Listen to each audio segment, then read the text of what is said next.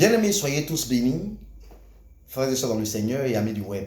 Je me présente, je suis le prophète Ange Lolo et j'aime très souvent partager des vidéos avec vous. Et en ce matin encore, nous partagerons une vidéo importante. La vidéo est basée sur une question que je me pose, bien-aimés. Et certainement que vous aussi, peut-être une fois au passage, vous avez déjà posé cette question-là. Regardons une chose de plus près. En Genèse au chapitre 13, le verset 2, la Bible dit, Abraham était riche en troupeaux, très riche en troupeaux, en argent et en or. Et Abraham est notre Père. Abraham est notre Père. Mais nous n'avons pas seulement Abraham pour Père.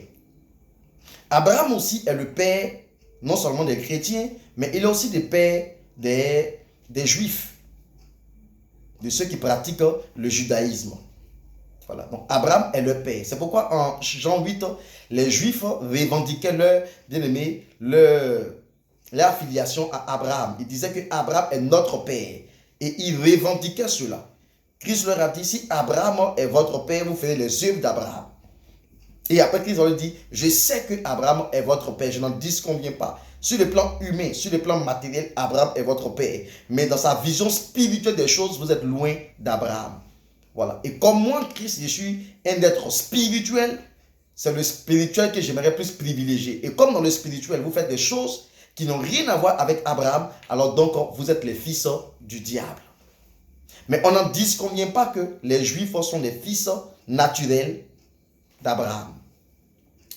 Et même aussi, nos frères, les musulmans, sont aussi, bien aimés, les fils d'Abraham. D'autant plus que Ismaël, qui est le père de la religion, voilà, le père de cette religion-là, c'est le mentor, c'est le père et tout. Il est lui-même fils d'Abraham. Donc Abraham, nous l'avons pour père, les Juifs ont Abraham pour père, et même les musulmans aussi considèrent Abraham comme étant le père. Mais la Bible nous dit qu'Abraham était riche, très riche en troupeaux, en argent et en or. Donc, il va de soi que ceux qui sont fils d'Abraham doivent recevoir sur leur vie la bénédiction de leur père. C'est naturel. On ne peut pas trouver le fils de Bill Gates être cordonnier. On ne peut pas trouver le fils de Aliko Dangote, bien aimé, être vraiment un petit, voilà, quelqu'un qui fait des petits métiers et tout ça. Je ne suis pas contre les petits métiers, mais vous comprenez mon message. Les enfants des hommes riches, on les trouve, bien aimés, dans des situations d'opulence, dans des conditions d'opulence, dans des grands endroits. Et quand tu vois l'enfant, quand il te dit tel est mon père, tu comprends. Là où même tu le trouves, tu comprends que tel est vraiment son père. Maintenant, ma question, bien-aimé, c'est que je regarde et je comprends que sur le plan physique, naturel, matériel, les Juifs et les autres ont plus obtenu d'Abraham que nous qui sommes les enfants de Dieu. Nous nous sommes axés sur le domaine spirituel, Abraham est notre Père, sur le plan spirituel, nous voulons être sauvés, Abraham est notre Père et tout ça, mais oui. Mais en même temps, humainement parlant, Abraham était très riche en troupeaux, en argent et en or. Abraham n'était pas riche en sagesse, en onction, bien-aimé, et en, je ne sais pas, en versets bibliques, ou en récitation des versets bibliques. Il n'était pas riche en salut et en sagesse, ni en foi. Il avait cette richesse-là. Mais Abraham, outre la richesse spirituelle qu'il avait, il avait aussi la richesse matérielle. Vu que la Bible dit qu'il était riche en troupeaux, en argent et en or. Il était riche. Isaac est né riche. Jacob, il était riche. Regardez comment il est sorti de chez Laban avec une richesse. Au point même où les fils de Laban disaient, Jacob s'est enrichi sur le dos de notre père. Donc Jacob est sorti de chez Laban ayant les mains pleines. Il était riche. Regardez les dons qu'il a donnés à ses serviteurs pour les donner à Ésaü. Ça montre la richesse de Jacob. Bien-aimés, pourquoi nous les chrétiens ne profitons-nous pas des bénédictions de notre père Abraham dans le sens matériel des choses? Sur le plan matériel, pourquoi les chrétiens sont-ils à la traîne? Regardez les Juifs, ils font la loi aux États-Unis. Et même les familles, très souvent les plus riches de la terre, ont une origine juive. Ils ont une origine juive. Bien-aimés, regardez les musulmans. Je ne parle pas ici, bien aimé, des sacrifices qu'on pourrait faire, que les juifs peuvent faire, que les musulmans peuvent faire. Je ne parle pas ici, bien aimé, des choses. Je parle de la bénédiction qui est rattachée à Abraham, qui découle naturellement sur la vie de ses enfants.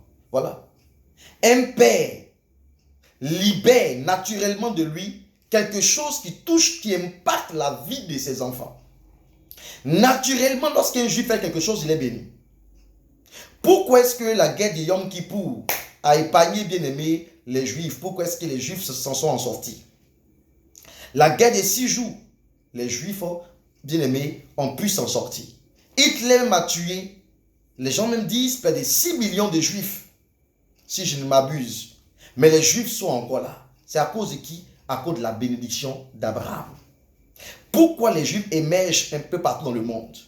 Rarement vous trouverez un Juif qui est là, qui tourne en rond dans sa vie. Très souvent, ces gens-là s'en sortent bien.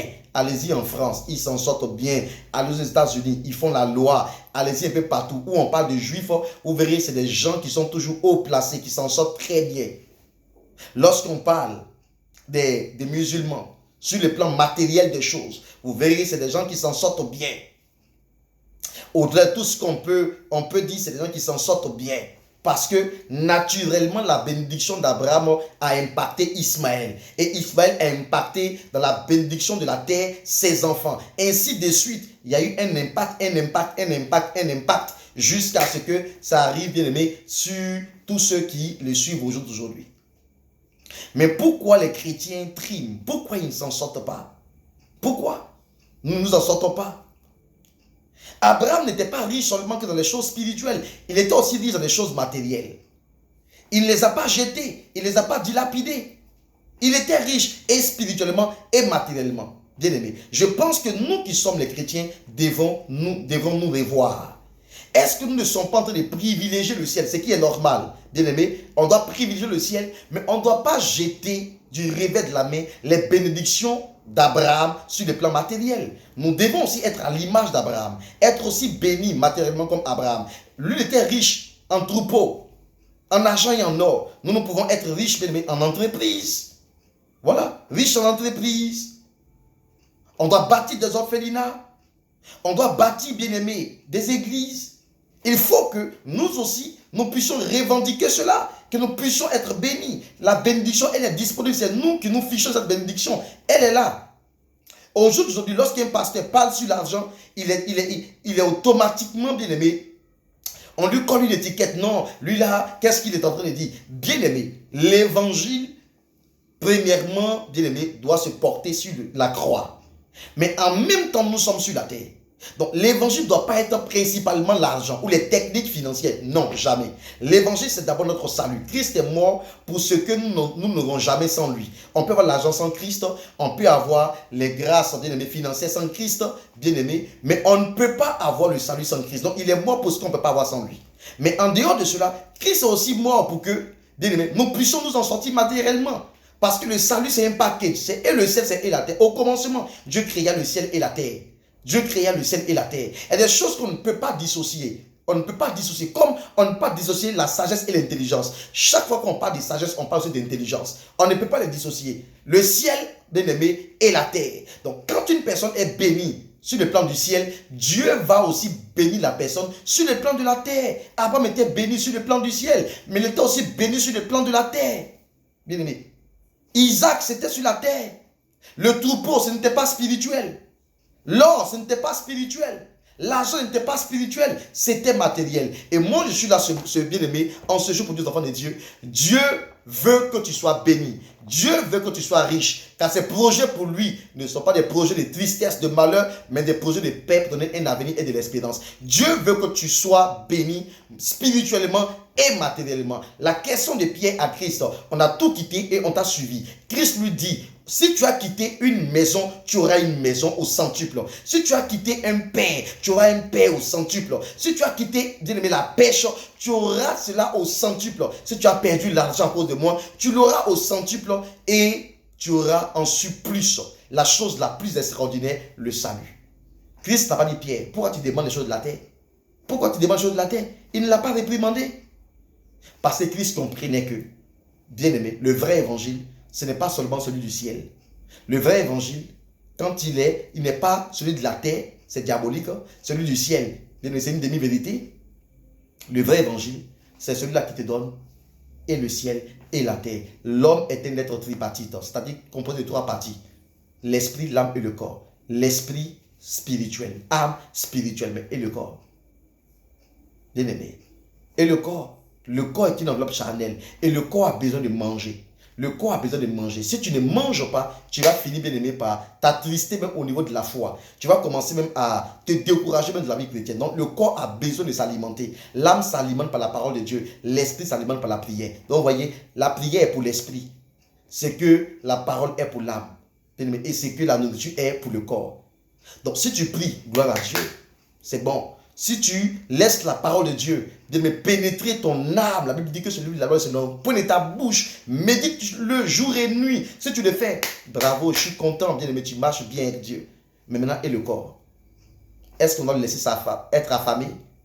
Est-ce qu'on va le laisser comme ça tourner en rond? Bien aimé, revendique cela. Que le faible dise, je suis fort. Que le pauvre dise, je suis riche. Revendique cela. Car l'homme est comme les pensées de son âme. Si tu penses que la bonne vie chrétienne, c'est celle qui fait qu'on s'en va au ciel et on laisse les bénédictions de la terre, bien aimé, bientôt, c'est les païens qui vont t'embaucher. Ils vont te payer des salaires qui ne pourront même pas t'aider à nourrir toi et ta famille. Bientôt, même dans l'église, si nous tous on a cet évangile-là, c'est les francs-maçons qui vont nous gouverner. Ils vont nous imposer un message parce que c'est la main qui donne, qui ordonne. Ce sont eux qui vont bâtir nos églises. Ce sont eux qui vont financer, bien aimé, certains projets de nos églises. Et ils vont nous ordonner un évangile, bien aimé, qui va déstabiliser le corps de Christ. Chrétiens, emboîte le pas. Les Juifs sont bénis. Ils ont souffert, mais ils sont bénis à cause d'Abraham. Les musulmans sont bénis à cause d'Abraham, parce qu'Abraham aimait beaucoup Ismaël. Ils sont bénis. Quand Ismaël est sorti de la maison avec sa mère, Dieu a dit à Abraham, calme-toi, je le bénirai. Je le bénirai parce qu'il vient de toi, je le bénirai. Pourquoi il n'a pas dit je bénirai les Égyptiens? Pourquoi il n'a pas dit que je bénirai Agar? Il dit je le bénirai. Le est placé pour Ismaël parce qu'il vient de toi. Donc parce qu'il vient de toi, je le bénirai. Et nous, bien-aimés, que Dieu nous aide. Shalom à vous.